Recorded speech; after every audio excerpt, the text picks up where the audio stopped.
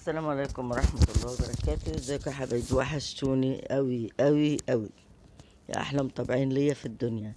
بحبكم جدا جدا، كل الناس اللي بتتابعني واللي بتكتب لي كومنتات بايديها الجميلة، كومنتات اللي بصراحة بتخلي الواحد عنده نشاط اكتر حتى لو هو تعبان. وربنا يشفينا ويشفي كل مريض يا رب. ادعوا لنا بالشفاء. عايزة اشوف دعائكم كده في الكومنتات ان ربنا يشفيني. انا مش هقول لكم انا عندي ايه دلوقتي لاني عندي حاجه، كانت حاجه صعبه شويه. يعني خلينا متفائلين احسن يعني. الحمد لله، الحمد لله على كل شيء. خلينا في الفراخ المشويه الحلوه دي. ايه رايكم في الفرخه الجميله دي؟ فرخه صحيحه، ما قطعناش حتت ولا اي حاجه. بسم الله ما شاء الله. اللهم صل وسلم على سيدنا محمد وعلى ال سيدنا محمد. فرخه صحيحه على بعضها، مشوية، ومش مشوية على الفحم، دي مشوية في الفرن، وبطريقة جميلة وبسيطة وحلوة قوي قوي.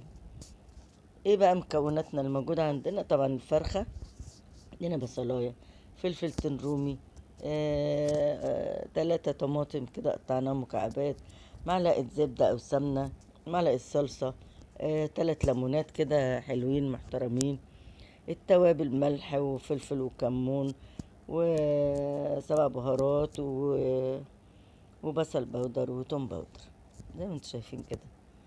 حطيت القوطة حوالي 3 كده. هحط مثلا معلقة صلصة كبيرة، معلقة صلصة كبيرة، وادي معلقة السمنة او زبدة اللي متوفر عندك، عشان بس يديها طعم شوية، عشان هي الفرخة صغيرة فهي مش سمينة. جبت الفلفل قطعيه كده تقطيع عشوائي، مفيش مشكلة خالص، ما هو كده كده هيتضرب في الكب.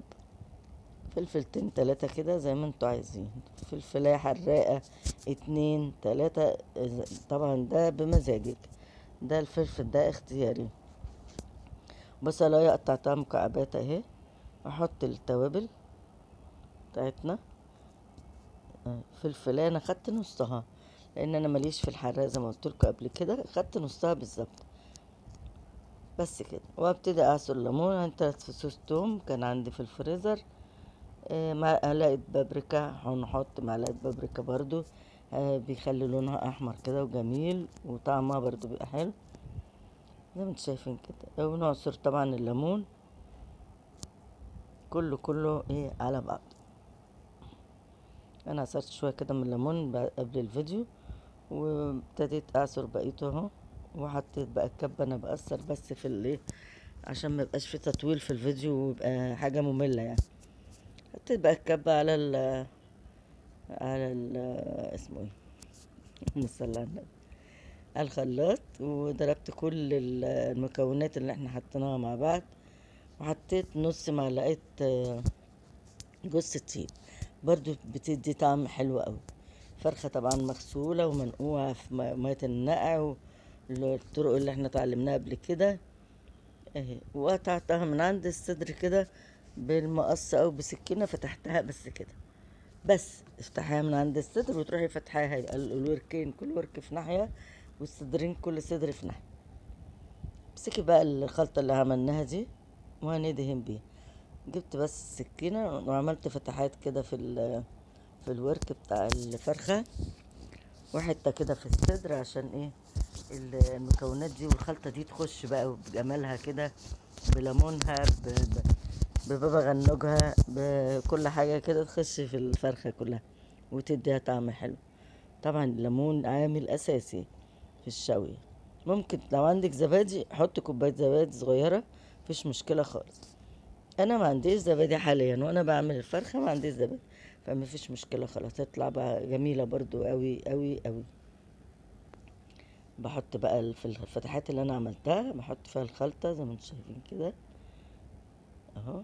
ابتديت احط تحت الفرخة، ان طبعا ايه الخلطة بتاعتنا ما شاء الله جت كتير، هتدي طبعا حلاوة للفرخة بطريقة جميلة جدا جدا، حلوة قوي.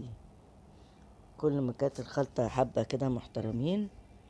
اولا هيديكي صوص مع الفرخة، تعملي جنبها بقى شوية مكرونة شوية رز، ويفضل رز كمان عشان تخدم الصوص على الرز وتاكلي مع حتة الفرخة، تبقى طعمها حلو قوي.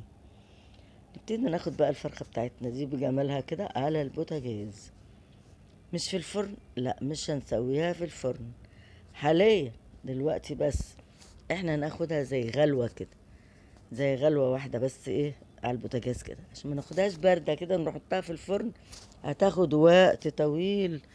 لكن انا كنت مولعة الفرن وحطيتها في الفرن بعد ما خدت غلوة على البوتاجاز كده، بعد ما خدت حوالي ساعة، لانها فرخة صغيرة خدت ساعة في الفرن بالظبط، ومنهم ربع ساعة او 10 دقايق تحت الشواية عشان تشوي الجلد بتاعها زي ما انتوا شايفين كده. بص الجمال، بص الحلاوة، بص الصوص تحت عمال ازاي وجميل ازاي، طعمه حكاية.